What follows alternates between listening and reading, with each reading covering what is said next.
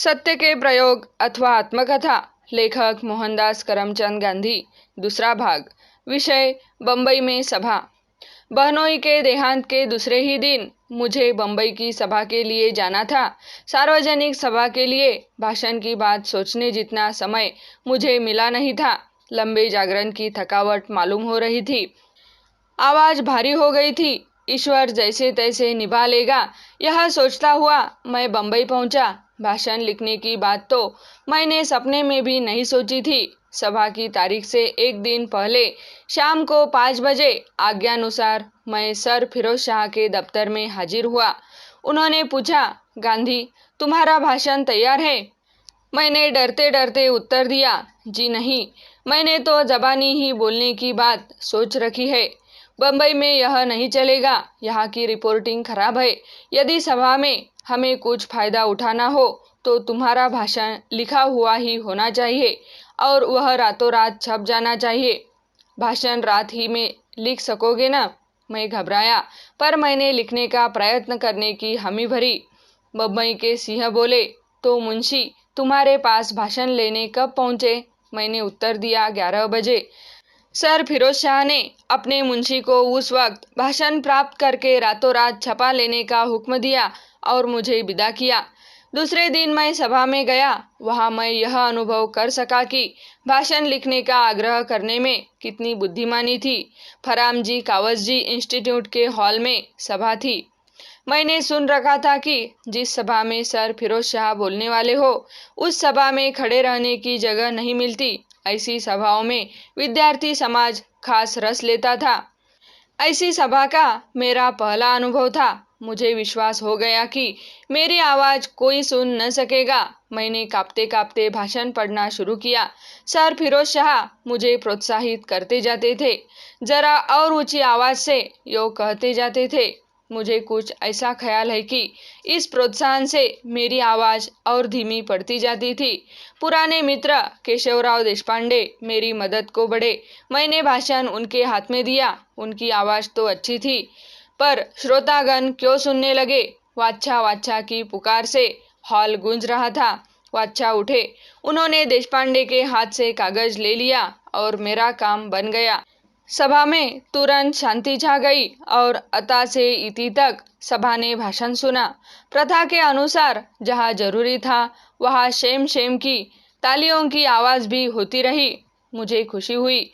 Sir Firoz Shah को मेरा भाषण अच्छा लगा। मुझे गंगा नहाने का सा संतोष हुआ। इस सभा के परिणाम स्वरूप देशपांडे और एक पारसी सज्जन पिघले और दोनों ने मेरे साथ दक्षिण अफ्रीका जाने का अपना निश्चय प्रकट किया। पारसी सज्जन आज एक सरकारी पदाधिकारी है, इसलिए उनका नाम प्रकट करते हुए मैं डरता हूँ। उनके निश्चय को सर शूरशेद ने डिगा दिया। उस डिगने के मूल में एक पारसी बहन थी। उनके सामने प्रश्न था, ब्याह करे या दक्षिण अफ्रीका जाए। उन्होंने ब्याह करना उचित समझा, पर इन पारसी मित्र की ओर से पारसी रुस्तम जी ने प्रायश्चित किया और पारसी बहन की तरफ का प्रायश्चित दूसरी पारसी बहनें सेविका का काम करके और खादी के पीछे वैराग्य लेकर आज कर रही है। इसलिए इस दंपत्ति को मैंने क्षमा कर दिया। देशपांडे के सामने ब्याह का प्रलोभन तो न था, परंतु वे नहीं आ सके। उसका प्रायश्चित तो वे खुद ही कर रहे हैं। वापस दक्षिण अफ्रीका जाते समय जंजीबार में तैयब जी नाम के एक सज्जन मिले थे। उन्होंने भी आने की आशा बंधाई थी, पर वे दक्षिण अफ्रीका क्यों आने लगे? उनके न आने के अपराध का बदला अब्बास तैयब जी चुका रहे हैं। पर बैरिस्टर मित्रों को दक्षिण अफ्रीका आने के लिए ललचाने के मेरे प्रयत्न इस प्रकार निष्फल हुए। यहाँ मुझे पेस्तनजी पातशाह की याद आ रही है। उनके साथ विलायत से ही मेरा मीठा संबंध हो गया था। पेस्तनजी से मेरा परिचय लंदन के एक अन्नाहारी भोजनालय में हुआ था। मैं जानता था कि उनके भाई बरजोर जी दीवाने के नाम से प्रख्यात थे। मैं उनसे मिला नहीं था, पर मित्रमंडली का कहना था कि वे सनकी है। घोड़े पर दया करके वे ट्राम में न बैठते थे। शतावधानी के समान स्मरण शक्ति होते हुए भी डिग्रियां न लेते थे। स्वभाव के इतने स्वतंत्र कि किसी से भी दबते न थे और पारसी होते हुए भी अन्नाहारी थे। पेस्तन जी ठीक वैसे नहीं माने जाते थे, पर उनकी होशियारी प्रसिद्ध थी। उनकी यह ख्याति विलायत में भी थी, किंतु हमारे बीच के संबंध का मूल तो उनका अन्नाहार था। उनकी बुद्धिमत्ता की बराबरी करना मेरी शक्ति के बाहर था। बंबई में मैंने पेस्तन जी को खोज निकाला। वे हाई कोर्ट प्रोथोनोटरी थे। मैं जब मिला तब वे बृहद गुजराती शब्दकोश के काम में लगे हुए थे। दक्षिण अफ्रीका के काम में मदद मांगने की दृष्टि से मैंने एक भी मित्र को छोड़ा नहीं था। पेस्तन जी बादशाह ने तो मुझे भी दक्षिण अफ्रीका न जाने की सलाह दी। बोले, मुझसे आपकी मदद क्या होगी, पर मुझे आपका दक्षिण अफ्रीका लौटना ही पसंद नहीं है। यहाँ अपने देश में ही कौन कम काम है। देखिए, अपनी भाषा की ही सेवा का कितना बड़ा काम पड़ा है। मुझे विज्ञान संबंधी पारिभाषिक शब्दों के पर्याय ढूंढने हैं।